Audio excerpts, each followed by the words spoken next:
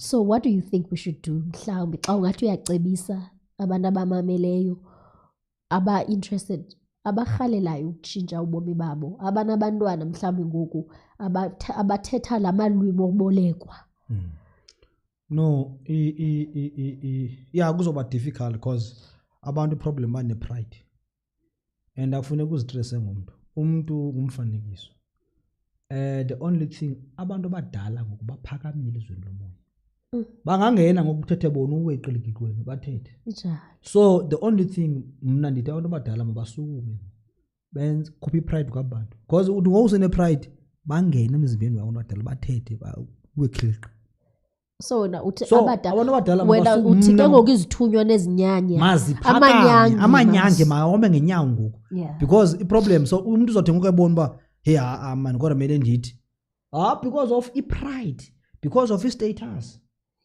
Yanifumana thini Nkosi swami? Because of status umuntu abene pride because if uyajonga ukusekenza ipride abafuna uvuma jonga uma ucreate umuntu uthini uthi no ndibizeleni imboni uzwilezo uyabuza unkosikazi wakhe umaze lapha uthe emoyeni uye wathunyelelwa nyani wafika pha xa ifika pha ubaba ucreate umuntu waphuba ubuzwilezo amagama omoya uwabhalile ubaba uzwilezo amagama omoya engubeni yakhe kwakungekho zifoni ngelo xesha. Hayi into angoku le ubaba ucreate umuntu xa izawuhamba emhlabeni okay. Ubaba that means ngoku ngaphelele iclean ba kule era ke ngoku imboni iba khona ku era ya 100 years. So kulo era mayihamba lenye izawudlulela ezweni lomoya iyona iyaxhumana nenye imboni thatha over ke ngoku then nguwe ke ngokhadebe kule era ophetheyo ke ngoku uyimboni. So uyimboni yamaXhosa akayomboni yamaXhosa uyimboni inhlanga zonke siswami inhlanga zonke nguye because imboni for instance elisuthu kunogogo abadala bathi no nansi lemboni njengathi mamela imboni yaselisuthu kuthiwa yakhupha imessage ethi kuzawufika imboni eda no queen of the rain eLimpopo lo wayengumulobedu naye wayeyimboni lo wayebiza imvula even nakwenye country zibuye zathetha ngobaba uRhadebe zathi kunemboni eloluhlobo nohlobo like njengoRhunu Mantsuba elisuthu wathi kunemboni ezoba inxibe yona lo mboni leyo izobe ifundile ida kuba abantu ngoku banento baba andamane spirituality ngathi xotha uliqha ngathi liqaba engathi singabantu bangacacanga kathi uyabona leni izobada baqibeza amugxeke bafike emnandi ku education ayihleli baba imile qha ithi spirituality must lead and also vele spirituality must lead imile ba amagqirha adinga uhlonitshwa yiculture yomuntu omnyama yeka abantu ndixelele ke njengoba I heard you earlier which I agree with you that nowadays spirituality starting ngathi ifashion. Exactly. Imake futhi apho ndicela uba masingene kukhona kakhulu wonke umuntu uyathwasa amaze ngoku more especially the celebrities and all that uthwasa nama celebrity and top of that bathwasa in style mos yebo imake inye ke mna into nombuzo kumbuzo kodwa ndihalela nova izimvo zakho iopinion yakho no ngeza sisho futhi sinalento thina sasikhule kuthiwa izinto zesintu zemfihlo ziyisecret singaba ngamaXhosa sonke kodwa kuba nezinto thina esizenzayo ekhaya eziyimfihlo ezihlukileyo kuneza kowenu.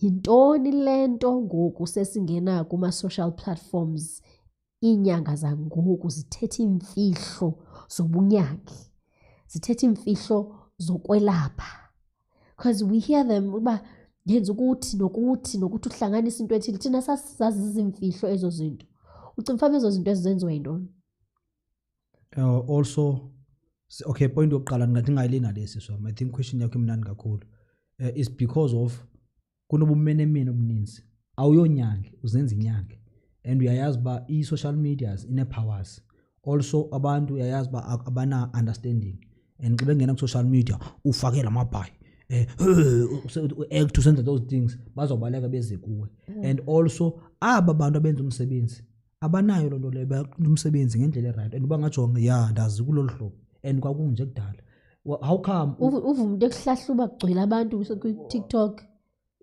sisigezo kukusa uyayibona, and also bonyelisa sona spirituality, uyayibona njalo. Now ngokuba and bakhupha isidima ku spirituality kugeza la nto siswa hayi kakubi iqiniso lihle, I don't care baba ngathini, but kugeza because bahlekisa ngobuthina bethu, uyayibona njalo. Abantu abenza langulo and bona abayifunda ngulo, but bakhethi uba babe on behalf langulo. Wena una nengulu zo act ngathi uyagula, urana imali, udlala ngemiphefumulo yabanye abantu.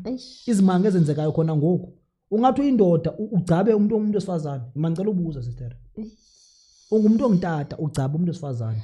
That is why kaloku kudala wawusithi noba inguwe umuntu owelapha abantu kodwa awubani umuntu okuncedisayo kwenzela uba xa ungumuntu ongumama funeka umsebenze. Sentsho khona uba no ndihamba nawo ngoba uba ungumuntu ongutata funeka uncede umuntu ongumama, kukho umuntu ozokuncedisa.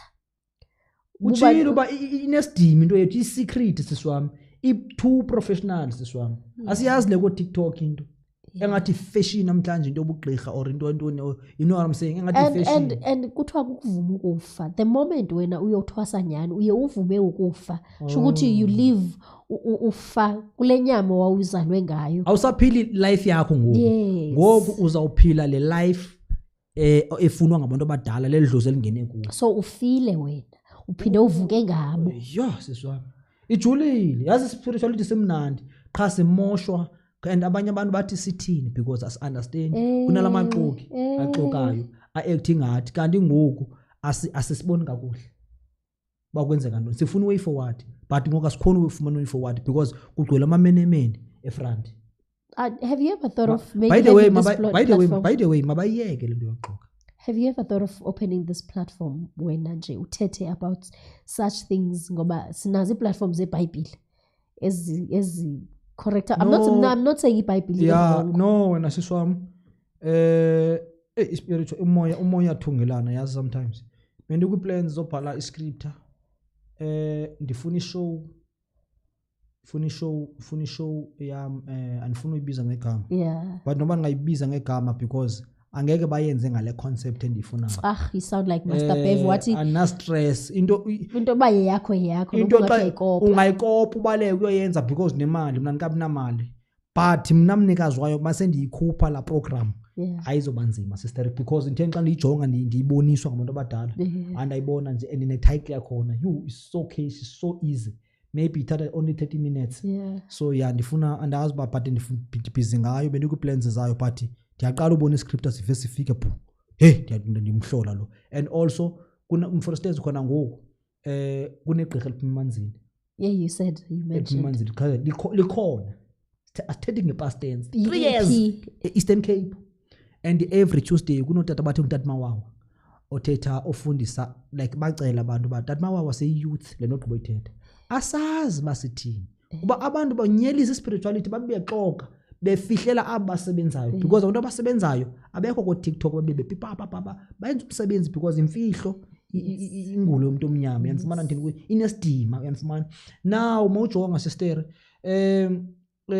into ebeniyenza ndifuna ufumana like kune time bathe ngutata mawawa every Tuesday basemhlobo ne-FM ifundisa ngamasiko nesithethe those things yonke lantu abantu bele bathini wathi mina utata kudala nithonga 1 2 3 4 5 6 abazi babathini abantu yabona. So ngoku yena yena uyabaguide on behalf amathongo waba kodwa siswamenza into athi andilogqirha andiyonto andithinangani but ke ngoku ndizawuthatha mina zonke zangwenye ndizifake eTV. Sister uphuma emanzini andikudelela ngenyanza spirituality siyaphila khawufundisa abantu ngezwe lomoya bayazi abantu ba ukufa kukho ukufa asikwazi thina spiritually mhlawumbe ku Christianity I don't know ifake ye-Christianity ayifake iqiniso lihle ifake ndiyatsho sabethwa wena ayivare seswami yasaza mamela sazi thina uyakhumbula kudala bekuthiwa umuntu mayiswelekile bekuthiwa hey usikhonzela lapho usicelele imvula injalo umuntu xa isolekile xa hanjiswa ngehlamvu lakhe uyaleza ingakhali qazi thina engxakasazi bawo and bona babevuyela ba ihlisi kukho umuntu abazomthuma ingxaki abanazo emhlabeni. Utho ke ngoku uthe it's a promotion zimfundiswa ke ngoku ezwe ndisifumana under imboni ubabuzwilezo athi no i-promotion. That's why